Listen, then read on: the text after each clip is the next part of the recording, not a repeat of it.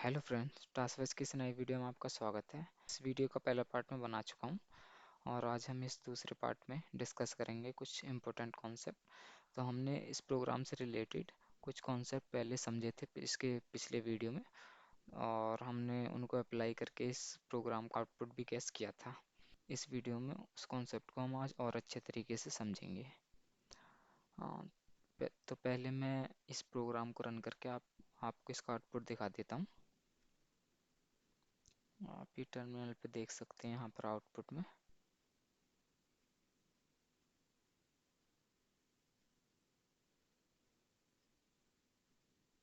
हाँ, तो इस प्रोग्राम का आउटपुट अभी आया है विवेक अनडिफाइंड, उसके बाद में विवेक।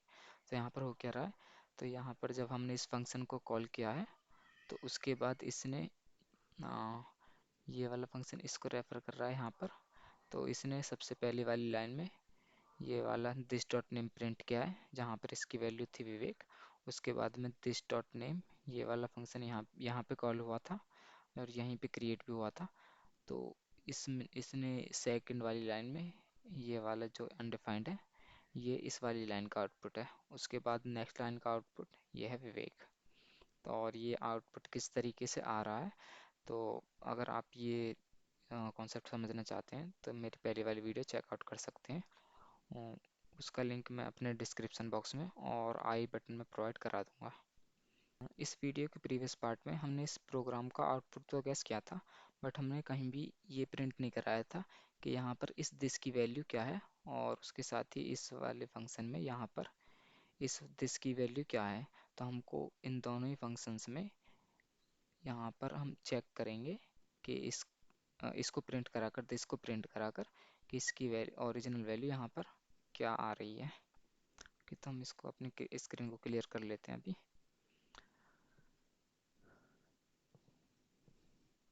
तो मैं इस प्रोग्राम को थोड़ा चेंज कर देता हूँ और इन दोनों लाइन को अभी मैं कमेंट कर देता हूँ। कंसोल डॉट लॉग करके दिस की वैल्यू हम यहाँ पे प्रिंट करा लेते हैं, और उसके साथ ही ये इस वाले फंक्शन ये वाले भी लाइन में कमेंट कर देता हूँ, ताकि आप अच्छे तरीके से ये यहाँ पर जो आउटपुट आएगा उसको रीड कर सकें। अभी मैं इसको सेव कर देता हूँ और हम ये वाला प्रीवियस आउटपुट भी हम इसको क्लियर कर लेते हैं। यहाँ पर आपको राइट क्लिक करना है, उसके बाद में क्लियर आउटपुट। मैं इसको आउटपुट वाली स्क्रीन को थोड़ा एक्सपेंड कर लेता हूँ। उसके बाद आपको यहाँ से इस प्रोग्राम को रन करना है। तो अभी आप देख सकते हैं इसने ये वाला यहाँ पर एक ऑब्जेक्ट प्रिंट किया है, और उसमें ये दो दो प्रॉपर्टी हैं, नेम विवेक और एफ ये एक फंक्शन है। और अगर हम यहाँ पर देखें अपने प्रोग्राम में तो आप देख सकते हैं कि पिछली वीडियो में मैंने आपको बताया था कि इस वाले फंक्शन के लिए यहाँ पर मैं इनको डिलीट कर देता हूँ। तो इस फंक्शन में यहाँ पर ये वाली लाइन देख सकते हैं, यहाँ पर दिस रिप्रेजेंट्स ये किस चीज़ को कर रहा है। तो यहाँ पर हम बी डॉट फंक्शन कर एफ करके इस फंक्शन को कॉल कर रहे हैं, तो ये वाला बी ही यहाँ पर जा रहा होगा। तो उसी का आउटपुट हमने देख लिया, यहाँ पर ये सेम आउटपुट ही मिल रहा है उसके लिए हमें। अब हमने ये वाला यहाँ पर तो इस दिस की वैल्यू चेक कर ली। अब हम नेक्स्ट लाइन में भी इस वाले फंक्शन में यहाँ पर दिस की वैल्यू क्या आ रही है ये भी चेक कर लेते हैं।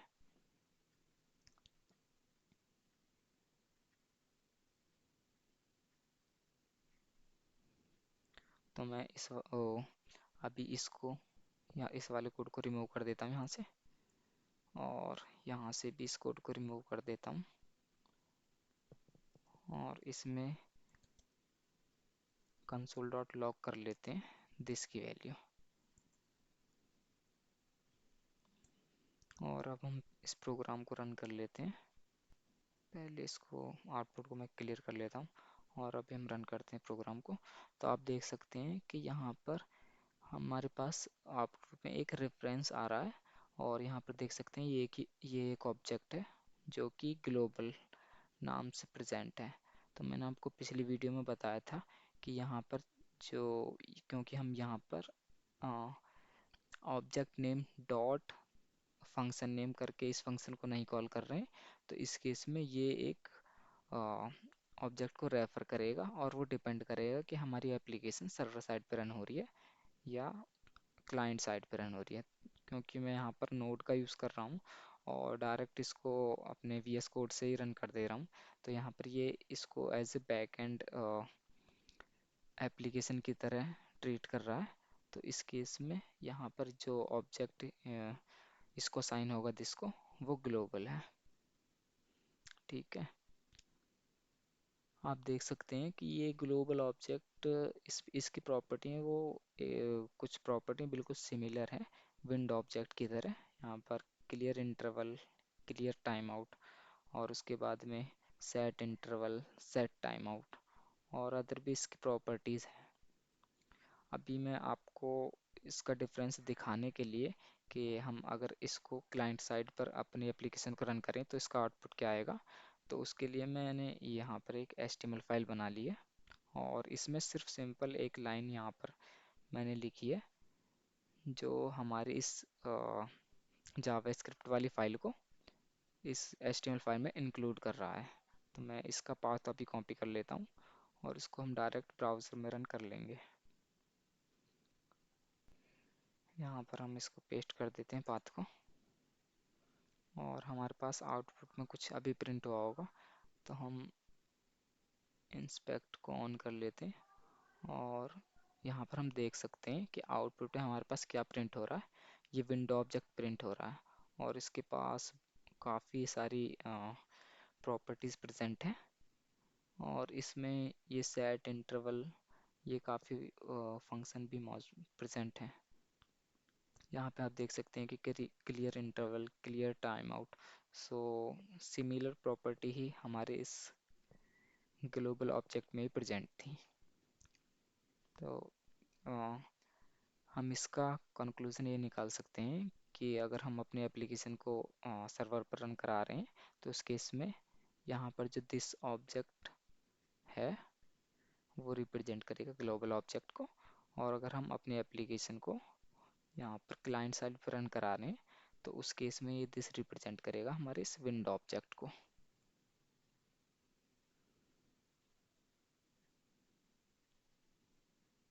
अभी मैं इस आउटपुट को क्लियर कर लेता हूँ और अब हम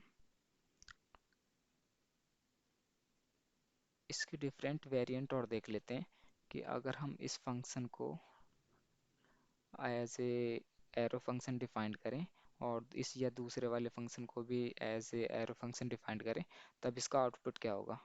तो मैं अपने पुराने वाले कोड को ही यहाँ पर कॉपी कर लेता हूँ और उसी से आउटपुट गेस करने की कोशिश करेंगे हम।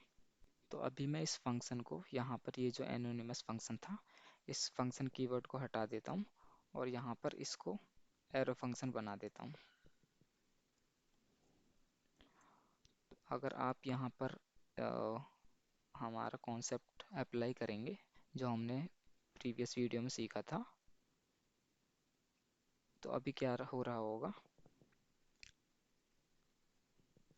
यहाँ पर हम फंक्शन कीवर्ड का यूज़ कर रहे हैं अभी। तो यहाँ पर दिस में क्या वैल्यू आ रही होगी, यहाँ पर ये दिस रिप्रेजेंट कर रहा होगा इस बी ऑब्जेक्ट को ही।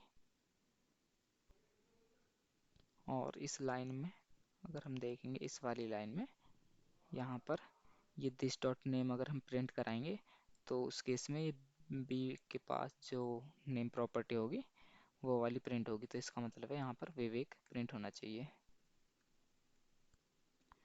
अब उसके बाद में यहाँ पर जब हम एरो फंक्शन पे आएंगे यहाँ पर इसके एग्जीक्यूशन में, तो उस केस में क्या हो रहा होगा, तो ये हमने यहाँ पर फंक्शन कीवर्ड से तो इसको डिफाइन किया नहीं है, तो अब यहाँ पर दिस की वैल्यू जो होगी वो रिप्रेजेंट कर रही होगी नियरेस्ट दिस को।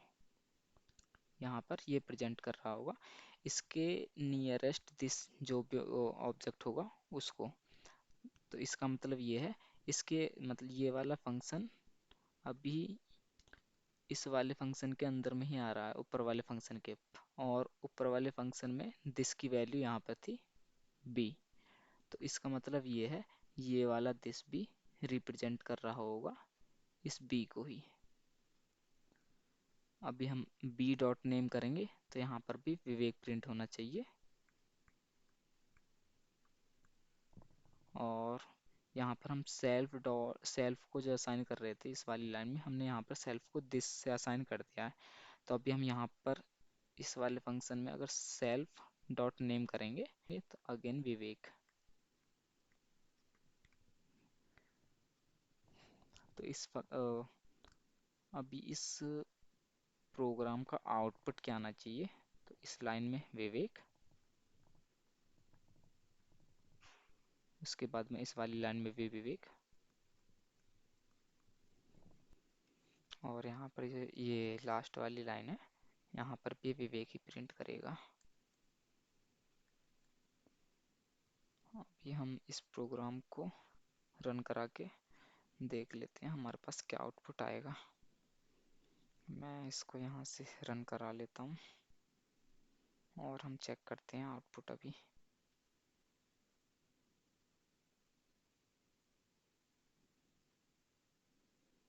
तो आप देख सकते हैं कि जो हमने गैस किया था या इस प्रोग्राम का आउटपुट वही आ रहा है, विवेक विवेक विवेक। अभी हम क्या करते हैं, हमने यहाँ पर ये तो चेक कर लिया कि ये वाला फंक्शन हमने एरो फंक्शन बना के चेक कर लिया। अब उसके बाद हम ऊपर वाले फंक्शन को भी एरो फंक्शन बना लेते हैं। यहाँ पर इसको फंक्शन कीवर्ड को मैं हटा देता हूँ और इसको कर देते हैं हम एरो फंक्शन।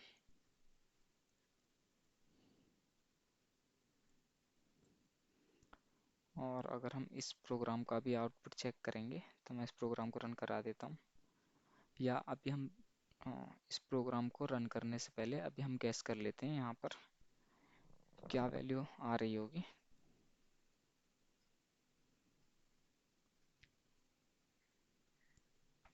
तो इस वाली लाइन में अभी यहाँ पर ये दिस क्योंकि हमारे पास ये एरो फंक्शन है और यहाँ पर ये दिस रिप्रेजेंट किसको करेगा, इसके नियरेस्ट दिस को।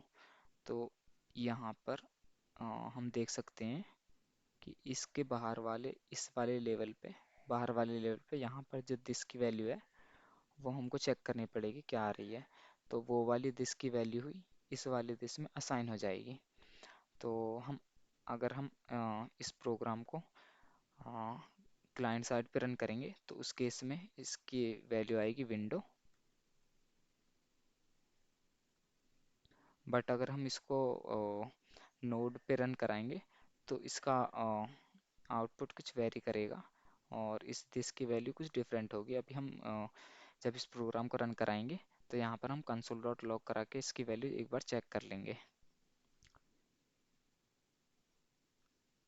और हम यहाँ पर नेक्स्ट लाइन में अगर हम ये प्रिंट करेंगे दिस डॉट नेम, तो विंडो ऑब्जेक्ट के पास ये नेम वाली प्रॉपर्टी नहीं है, तो उस केस में यहाँ पर प्रिंट क्या होगा, अनडिफाइंड।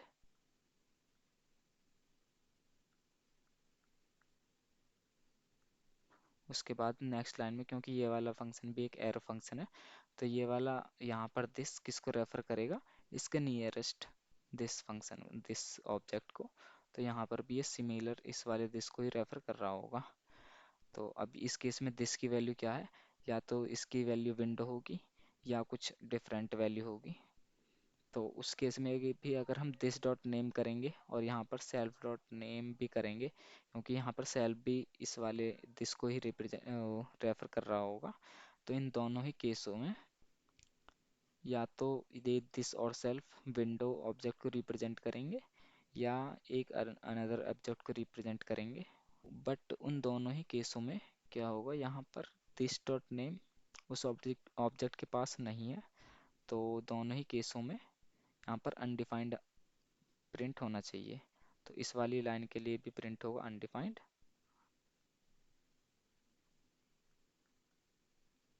और इस वाली लाइन के लिए भी प्रिंट होगा अनडिफाइंड।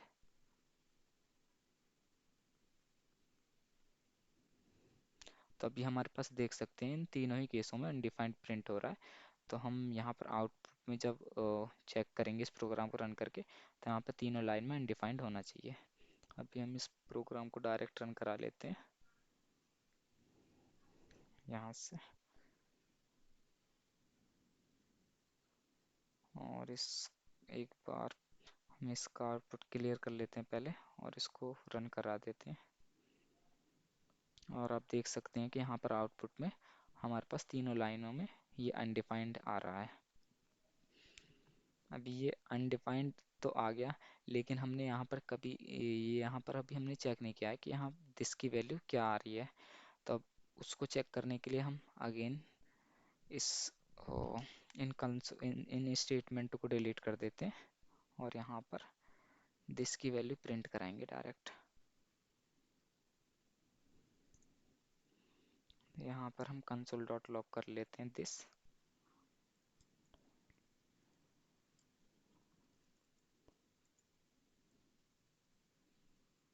और अभी हम इस प्रोग्राम को रन करा देते हैं। एक मिनट पहले इसका आउटपुट क्लियर करके इस प्रोग्राम को अभी रन कराते हैं।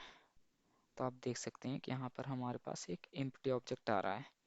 अब एम्प्टी ऑब्जेक्ट के पास कोई प्रॉपर्टी नहीं है, बट ये एम्प्टी ऑब्जेक्ट आ क्यों रहा है, तो हम चेक कर लेते हैं कि इस क्योंकि यहाँ पर ये दिस रिप्रेजेंट कर रहा होगा इसके नियरेस्ट दिस को। तो इस यहाँ पर ये नियरेस्ट दिस कहाँ पर इसको मिलेगा, तो बिल्कुल प्रोग्राम के आउटसाइड लेवल पे। तो हम यहाँ पर हम कंसोल डॉट लॉग कर लेते हैं और यहाँ पर दिस की वैल्यू चेक कर लेते हैं, दिस की वैल्यू क्या आ रही है। अभी हम इसको दोबारा से रन करा देते हैं और देख लेते हैं आउटपुट क्या आ रहा है। तो आप देख सकते हैं कि हाँ, दोनों ही केसों में ये एम्प्टी ऑब्जेक्ट को रिप्रेजेंट कर रहा है। तो इसका मतलब ये है, अगर हम इस प्रोग्राम को नोड की मदद से रन करेंगे तो उस केस में जो आउटसाइड ऑब्जेक्ट है जो बिल्कुल टॉप लेवल पर रहेगा वो एक एम्प्टी ऑब्जेक्ट रहता है। और अगर हम इस प्रोग्राम को यहाँ पर क्लाइंट साइड पर रन करें तो मैं देख उसका आउटपुट भी एक बार हम चेक कर लेते हैं। यहाँ पर मैं पहले से मैंने ये वाली फाइल ओपन कर रखी है, तो इसको हम रिफ्रेश कर लेते हैं कंट्रोल आर से। और आप देख सकते हैं कि यहाँ पर दोनों ही केसों में, यहाँ पर इस वाली लाइन के लिए और इस वाली लाइन के लिए भी, दोनों ही केसों में यहाँ पर ये विंडो ऑब्जेक्ट को प्रिंट कर रहा है।